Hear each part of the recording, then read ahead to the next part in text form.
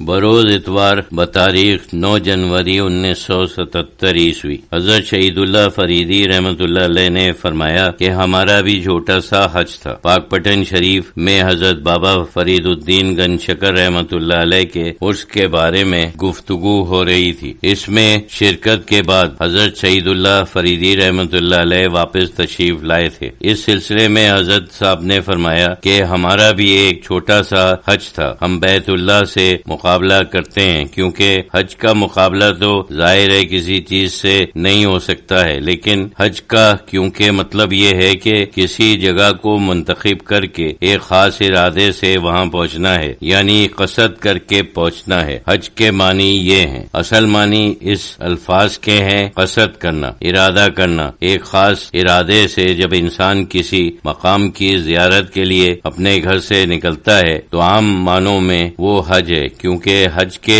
ایک خاص مذہبی معنی ہیں۔ اس وجہ سے کسی اور سفر کے ساتھ اس کا مقابلہ نہیں کر سکتے اور نہ کرنے کا مقصد ہے، لیکن اس محدود معنی میں کسی قسم کی زیارت بھی ایک قسم کا حج ہے، ایک عام معنی میں نہ کہ خاص معنی میں۔ اس میں عمرہ بھی شامل ہے۔ اگر کوئی زیارت کی نیت سے مدینہ شریف جائے تو وہ بھی اس میں شامل ہے، چاہے وہ اور کہیں بھی نہ جائے، کسی مقدس مقام پر جائے۔ مقدس مقام مقدس لوگوں سے بنتے ہیں۔ حضرت ذوقی شاہ صاحب رحمۃ اللہ علیہ فرمایا کرتے تھے کہ قرآن میں ہے کہ صفا و مروہ من الشعائر اللہ، یعنی صفا و مروہ اللہ کی نشانیوں میں سے ہیں۔ وہ تو یہی وجہ تھی، ایک بچہ جو نبی ہونے والا تھا ابھی نبی نہیں ہوا تھا، اور ایک نبی کی بیوی جو نبی نہیں تھی، ان کے ساتھ ایک خاص واقعہ ہوا جو سب کو معلوم ہے۔ جنگل میں چھوڑے گئے تھے اور پانی سے محروم ہو گئے تھے۔ اس پریشانی میں اسماعیل علیہ السلام کی والدہ دوڑتی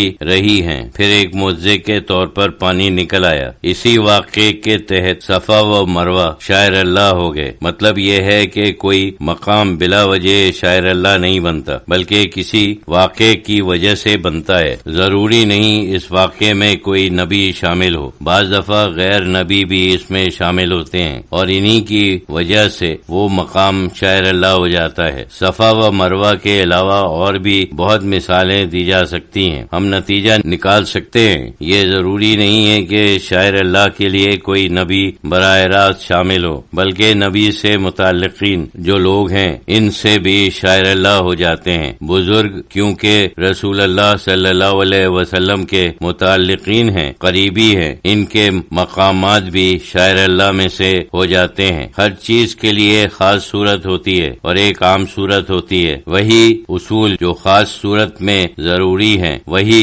اصول عام صورت میں ضروری ہے۔ صوفیہ کے ہاں حج صرف ایک ظاہری رسم نہیں ہے، بلکہ ایک روحانی سفر کی طرف اشارہ ہے۔ ہر چیز جو حج میں ہے وہ ایک خاص روحانی کیفیت کی طرف اشارہ کرتی ہے۔ حضرت جنید بغدادی رحمۃ اللہ علیہ نے ایک صاحب سے پوچھا کہ تم نے حج کیا؟ تو اس نے کہا کہ ہاں میں نے حج کیا۔ پھر وہ پوچھتے رہے کہ جس وقت تم نے حج کیا تم نے اس چیز کی روحانی حقیقت ذہن میں رکھی؟ ہر ایک کے متعلق انہیں کہنا پڑا کہ نہیں، وہ بات تو میرے دل میں نہیں تھی۔ حضرت جنید بغدادی رحمۃ اللہ علیہ نے فرمایا کہ ابھی تم نے حج نہیں کیا۔ یہ چیزیں اگر اپنے دل میں رکھو اور حج کرو تو پھر وہ حج ہے، ورنہ نہیں، تم نے حج کیا ہی نہیں۔ ہر دولت مند آدمی اگر اس کا ذرا بھی اسلام سے لگاؤ ہو تو پیسے خرچ کر کر حج کر سکتا ہے، لیکن اصل حج ایک اور چیز ہے۔ لوگ سمجھتے ہیں اور ٹھیک سمجھتے ہیں کہ جس وقت وہ حج کو جاتے ہیں تو سب سے بڑی سعادت کعبہ شریف کا دیدار ہے۔